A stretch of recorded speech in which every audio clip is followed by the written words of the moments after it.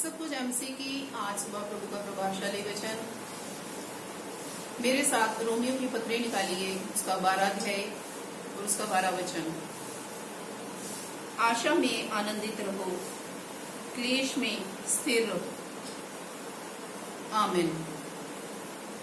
प्रभु के प्रिय लोगों, कल हमने सीखा था आशा में हमने आनंदित रहना है, और वो आशा जो हमें मसीह में है, जो मसीह ने हमें आशा दी है, हमने उसमें आनंदित रहना है कि हमारा परमेश्वर हमें लेने के लिए वो जल्दी ही आ रहा है।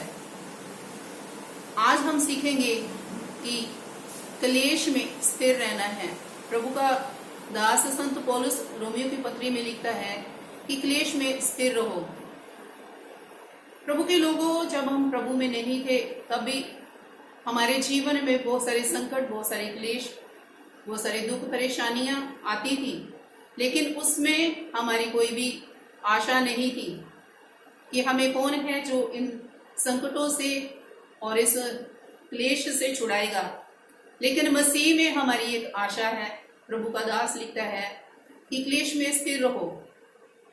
जब मनुष्य के जीवन में क्लेश आए तो वो उस परिस्थिति में आनंदित रहें, खुश रहें, क्योंकि प्रभु के वचन में ही लिखा है, मत्ती की पुस्तक में उसका 5 अध्याय उसके 11 और 12 वचन में, कि जब लोग तुम्हें मेरे नाम के कारण सताएं, तुम्हारी निंदा करें और तुम्हारे लिए बहुत सारी ऐसी बुरी बुरी बातें कहें, लेकिन उस परिस्थिति में आनंदित रहो, क्योंकि तुम्हारे नाम स्वर्ग में लिखे गए हैं।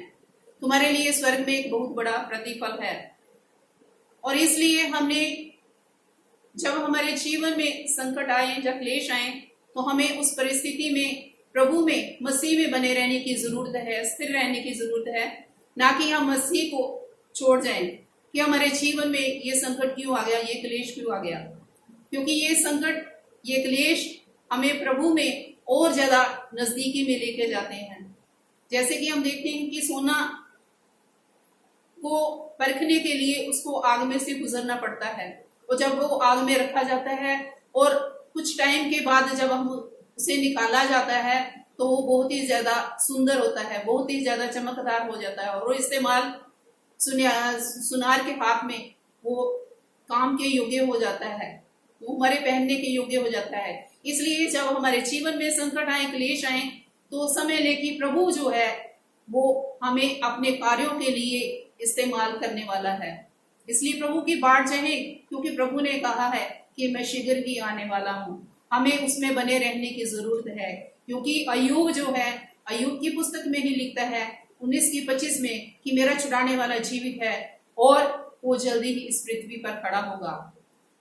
इसलिए आप भी अपना भरोसा परमेश्वर पर रखें और संकट में स्थिर रहें।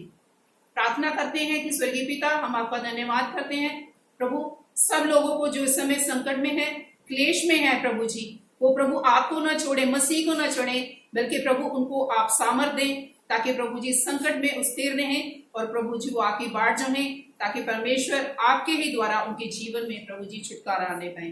प्रभु, हम सारी महिमा आपके नाम को देते हुए ये प्रार्थना प्रभु यीशु मसीह के सामर्थ्य जीवित नाम से मांगते हैं। आमीन। सबको जय मसीह की। God bless you all.